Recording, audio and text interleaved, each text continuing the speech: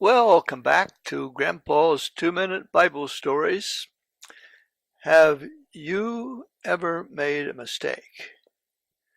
I heard of someone one time who said he had never made a mistake, but then he learned that he was mistaken.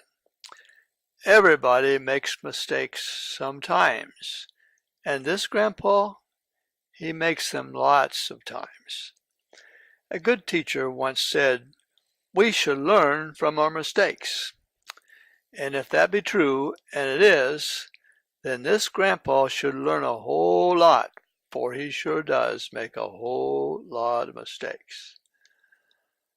In fact, that's why I'm talking. I made a mistake yesterday reading the Bible story, and that's why I'm talking about all this mistake stuff.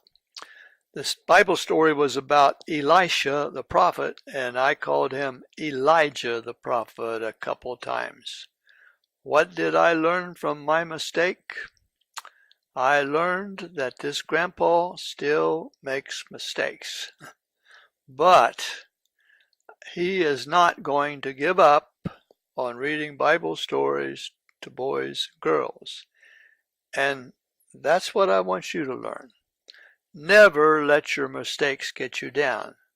Always get right back up and try again. You will get it right, and you will learn a whole lot while getting it right. And now are you ready for the story of how Naaman the prophet was healed? Part 2. Elisha heard about the king tearing his clothes because he believed he was in deep trouble, and he requested that Naaman be sent to him. So Naaman came with his horses and with his chariot and stood at the door of the house of Elisha. A messenger met him, saying, Go and wash in the Jordan 7 times, and thy flesh shall come again to thee, and thou shalt be clean. Boys and girls, we are now going to see a part of Naaman's personality that was not good. Instead of doing as he was told, he became very angry. He thought the prophet should show him more respect. After all, he was in charge of the army of Syria.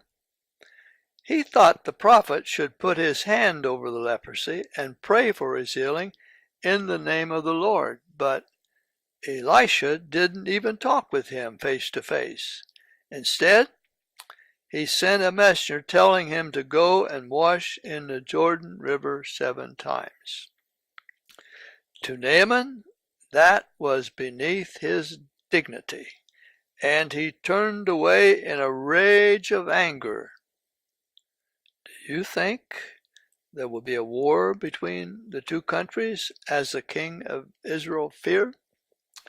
There could have been, but the servants of Naaman were wise men, and they persuaded him to do as the prophet had said.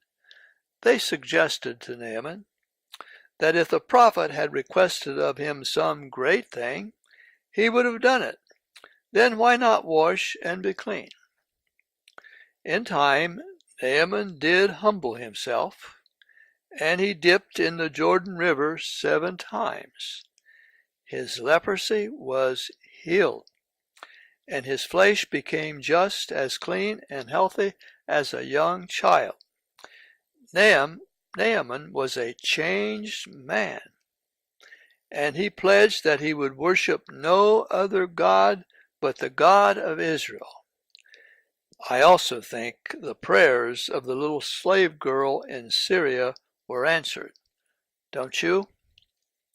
Thank you very much for being here today. And tomorrow we begin the story of Queen Esther, Part 1. Please don't miss it. And as always, this Grandpa will really be looking forward to seeing you.